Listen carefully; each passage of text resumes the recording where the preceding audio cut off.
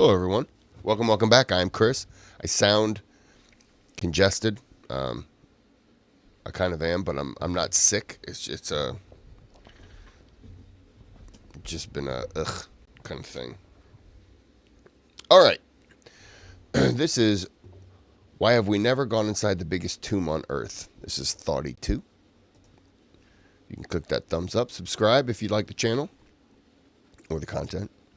There's a thanks button and a hype button. Those are optional. All right, let's do it. Hey, 42 here. On the 29th of March 1974, farmers were digging a well near the Chinese city of Xi'an when they discovered something remarkable. Buried 5 meters down was a 2,000-year-old human head, expertly sculpted from a kind of kiln-fired clay called terracotta. Further digging revealed a torso and, eventually, an entire life-sized figure.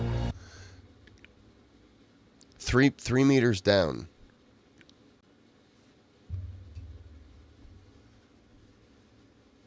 What was that, like 10 feet maybe? So this is where all that terracotta army is. That's what this is. Okay. A warrior. Had that been all there was, it would have been an incredible find, but there was more. Buried deep beneath the ground was an entire army made of clay, including chariots, horses, archers, and a complete hierarchy of officers and generals. Archaeologists estimate the number is somewhere north of 8,000. But very few people realize that something even more amazing was buried just a handful of kilometers down the road. When the Terracotta Army was created more than 2 millennia ago, it wasn't just some random piece of really impressive artwork. Those soldiers were built to stand guard over the greatest tomb ever conceived by man. That tomb was built for Qin Shi Huang, the first emperor of China. And this is so utterly outrageous, it doesn't even sound real. For starters, there's the sheer size of the place, covering an area of some 56 square kilometers. That's about the size of Manhattan. It is by far the largest tomb ever built. In fact, calling it a tomb doesn't really cover it. The entire complex is essentially a huge underground city, complete with palaces, government buildings, guard towers, and armories. And it's all packed to bursting with priceless artifacts from ancient China. But hang on a second. If Qin Shi Huang's mausoleum is so incredible, why is the army that guards it the bit that's famous?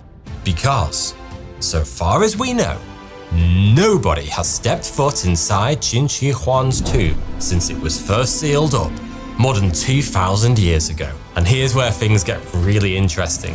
Because the reason nobody has ever attempted to enter what is probably the most important archaeological site on Earth is rather simple. Archaeologists are too scared.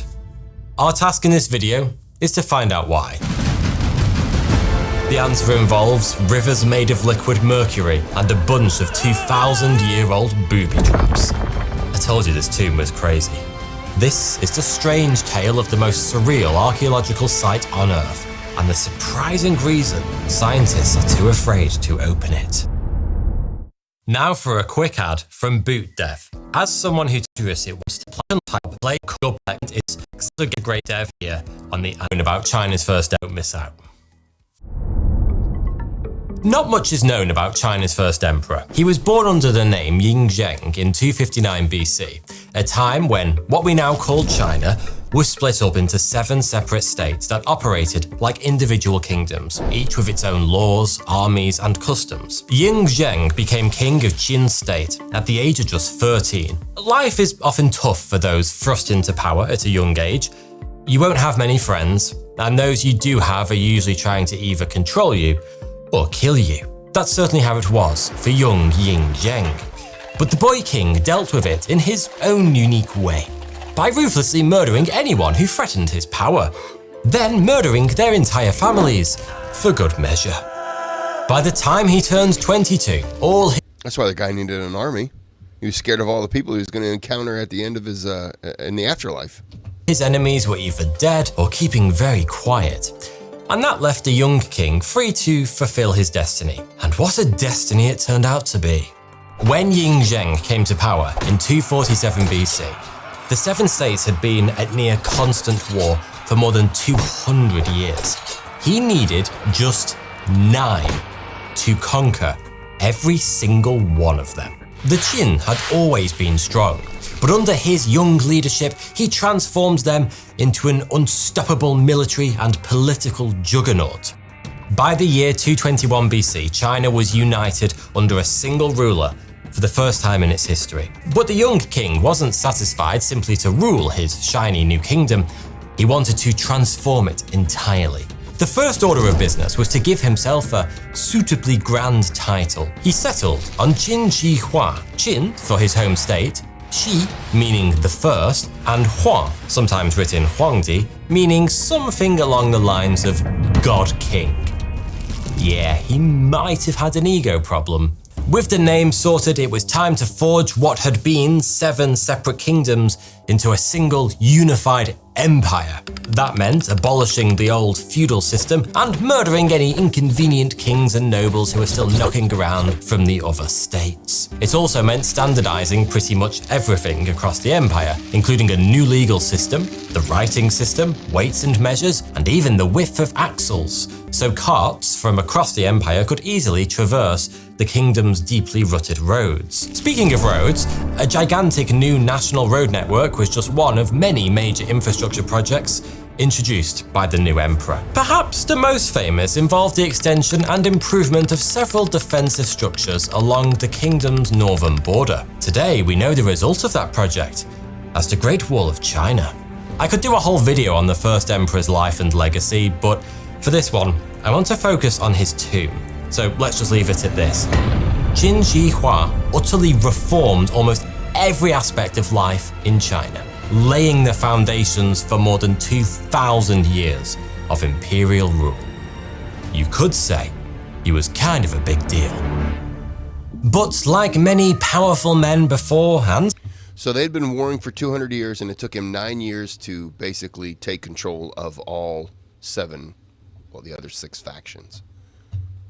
That's impressive. Sorry, he's chewing a marrow bone. That's impressive. And he ruled, what did it say, 247 to 221, so 26 years?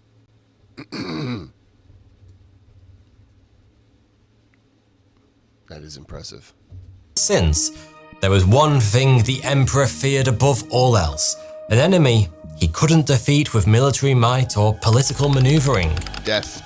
Death. During his reign, he committed a truly astonishing amount of time and money to fuel his new favorite hobby, trying to become immortal.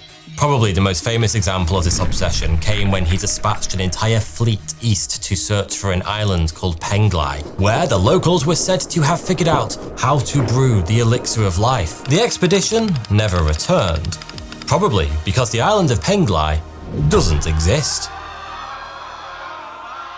So, the impatient emperor ordered his court-appointed alchemists to come up with their own recipe for the elixir of life. Qin Shi Huang guzzled these magic potions down like a ravenous badger.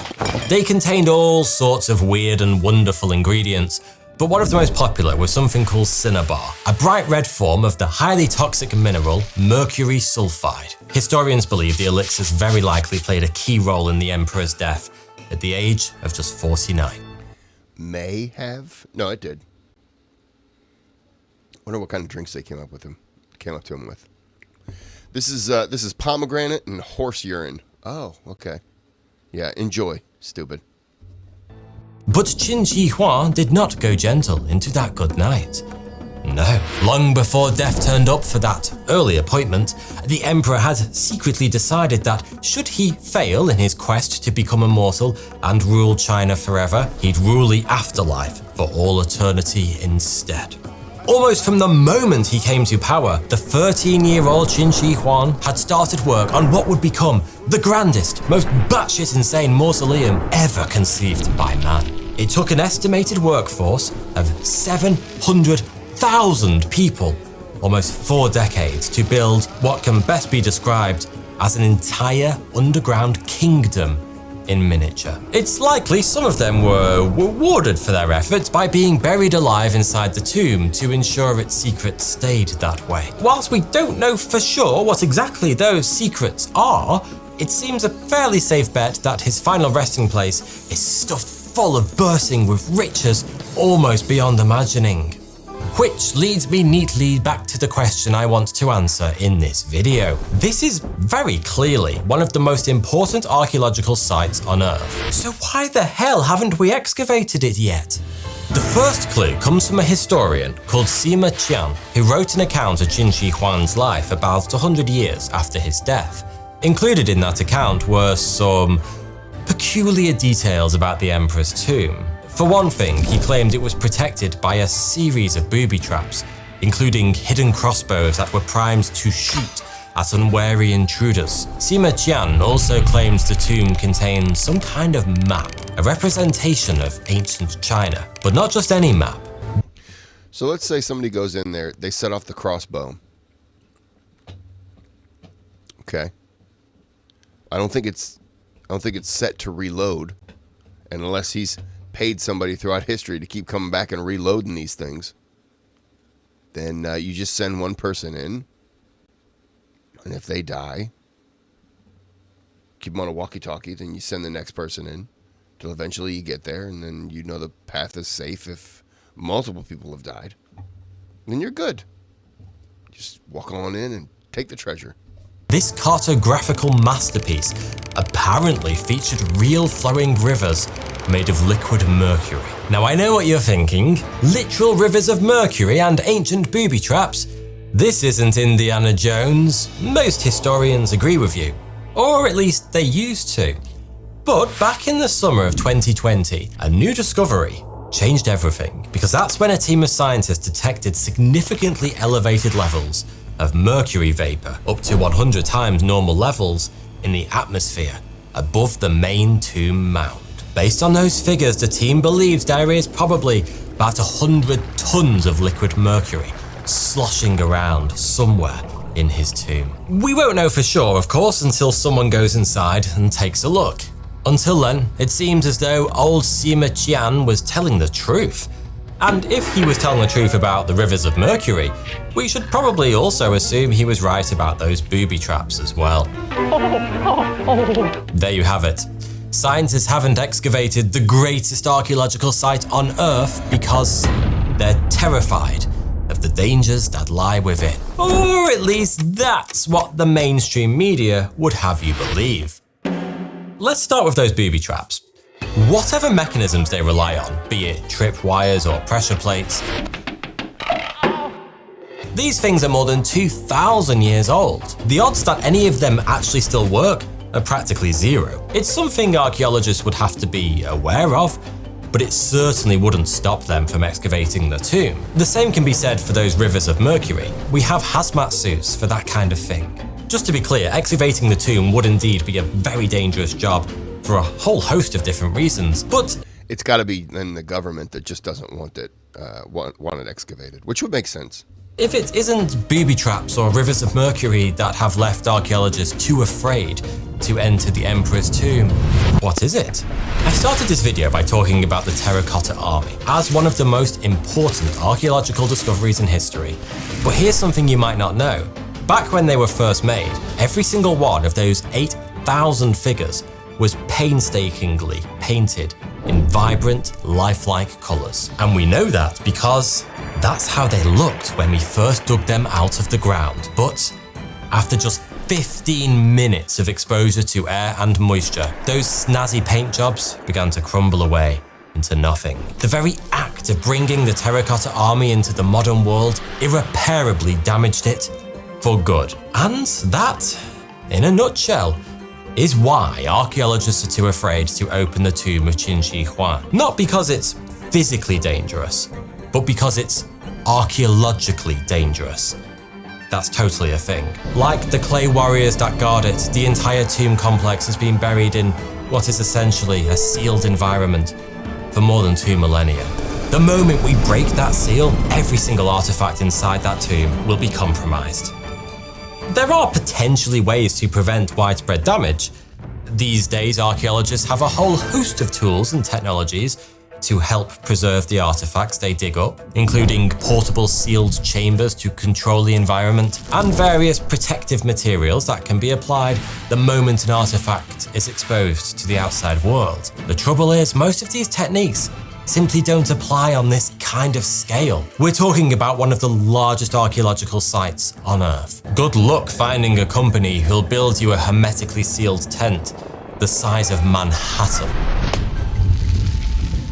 Add that to the fact that it really would be an incredibly dangerous excavation. Even if the booby traps aren't working anymore, the mercury poses a genuine risk, and the various chambers that make up the site are likely to be unstable. Put all of this together and you have a project that we simply aren't equipped to take on. And that is the real reason archaeologists are too afraid to open the tomb of China's first emperor. We simply don't have the technology to pull it off without irreparably damaging what's inside. That might not be quite as clickbait headline worthy as rivers of mercury and deadly crossbows, but it's actually really sensible when you think about it. History is littered with examples of archaeologists damaging and in some cases completely destroying the artifacts they dedicated their careers to discovering. In the late 1800s, Heinrich Schliemann utterly obliterated all traces of the ancient city of Troy when he was attempting to excavate. And 50 years later, Howard Carter literally hacked the mummified remains of King Tutankhamun to pieces in order to get them out of the sarcophagus. If they'd had the presence of mind to wait, as modern archaeologists are doing in the case of Qin Shi Huang's tomb, countless irreplaceable artifacts might have been preserved instead of being damaged or destroyed. It's tantalizing to think what wonders lie just out of reach inside Qin Shi Huang's tomb. We could well be talking about the greatest archaeological discovery mankind has ever made. But hard as it may be, it makes a lot of sense to wait this one out. Thanks for watching. Yeah, I get it. I didn't realize the other ones were painted.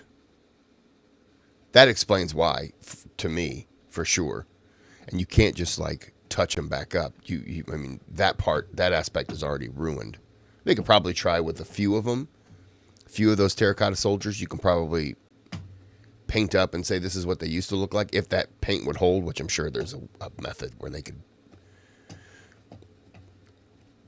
treat it, but without destroying it.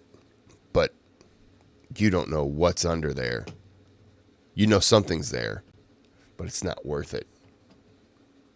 Until when he says we can wait, it makes sense. We wait until the appropriate time when the science of how we can do it makes it safe.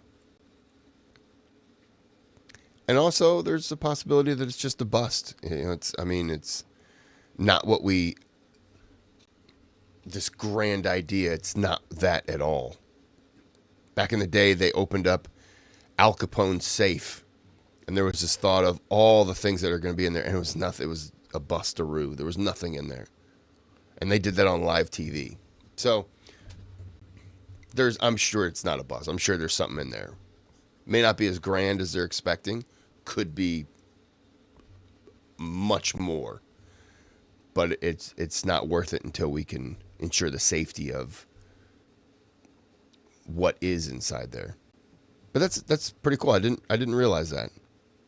But a bubble the size of Manhattan.